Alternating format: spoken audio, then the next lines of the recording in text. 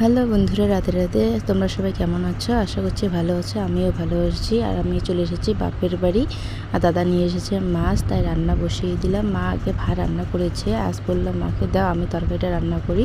মাছের মাথা দিয়ে করব পটল, চাল পটল, কেউ মুড়িঘণ্ট বলে, যে যেটা বলে।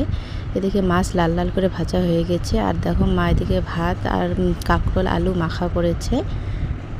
আর মাছের মাথাগুলো একটু বেশি করে লাল লাল করে ভেজে নেব, তাহলে ভালো হয়। আর এদিকে মা পটল কেটে রেখেছে, পটলগুলোকে ভেজে নেব। আর বাবা এদিকে মশলাও করে দিয়েছে। এখানে মশলা আছে আদা রসুন মরিচ বাটা আছে। আর নিয়ে নেব 1 কাপ গোবিন্দভোগ চাল। এই চালগুলো দিয়ে করলে খুব ভালো হয়। আর দেখো এদিকে পটলও লাল লাল করে ভাজা হয়ে গিয়েছে, খুব সুন্দর কালারটা হয়েছে। কিন্তু এখানে অন্ধকারের জন্য ভালো হয়নি। তারপরে মটর আর আলুগুলোকেও ভালোভাবে ভেজে নেব লবণ হলুদ দিয়ে। দেখো এদিকে এগুলো ভাজা হয়ে গেছে, এবার নামিয়ে নেব। সমস্ত ভাজা হয়ে গেছে। এবার কড়াইয়ে তেল দিয়ে পেঁয়াজ তেজপাতা শুকনো লঙ্কা পাঁচফোড়ন ফোড়ন দিয়ে দেবো বেটে রাখা মশলাগুলো। ভালোভাবে আগে পেঁয়াজগুলোকে একটু ভেজে নিব।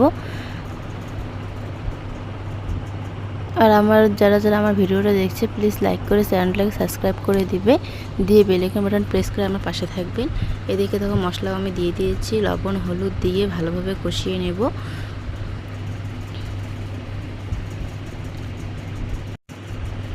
দেখো কষানো আমার হয়ে এসেছে। এবারে দিয়ে দেব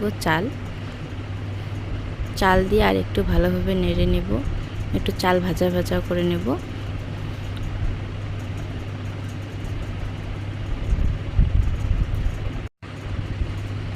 চালও ভাজা হয়ে গিয়েছে। এবার দিয়ে দেব গরম করে রাখা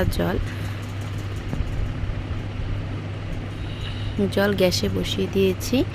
আর এখানে একটুখানি জিরে গুঁড়ো আর ধনে গুঁড়ো অ্যাড করে দিলাম।